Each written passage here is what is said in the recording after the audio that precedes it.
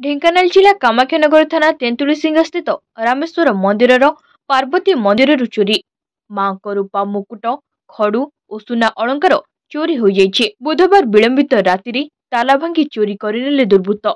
गुरुवार सकाळु पूजक मंदिर नीति करने आसवा बेलू रामेश्वर मंदिर गेट ताला पार्वती मंदिर ताला भांगी गेट खोला पड़ा। मंदिर भितर को पशि देखा बेलू पार्वती मंदिर मां को रूपा मुकुट रूपा खड़ू और सुना अलंकार चोरी हो जाइए। एने मंदिर कमिटी को जणाइथिले।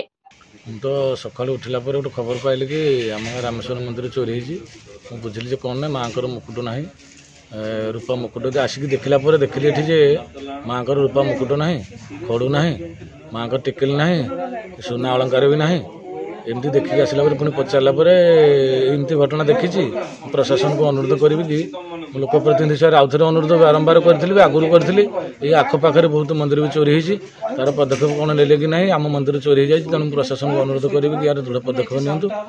आम तो सन्जा कम सारी ताला पकई गलु सका आसा देखा घर कुमरा सब भांगी जा खोला जापर ठाकुर गहना फहना किसी ना।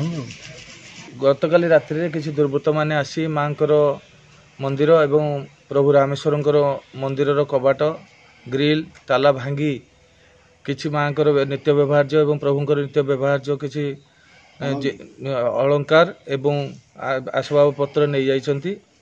ता भितर माँ मुकुट एवं अन्यान्य रूपा मुकुट एवं अन्यान्य सुनार किसी गहना रही से ए अंचल रे बहुत मंदिर ए प्रकार चोरी हो चली लगातार। तेणु प्रत्येक अंतवासी एतिक अनुरोध प्रशासन पुलिस प्रशासन या उपरे दृढ़ कार्यानुष्ठान ग्रहण करू एवं यार उचित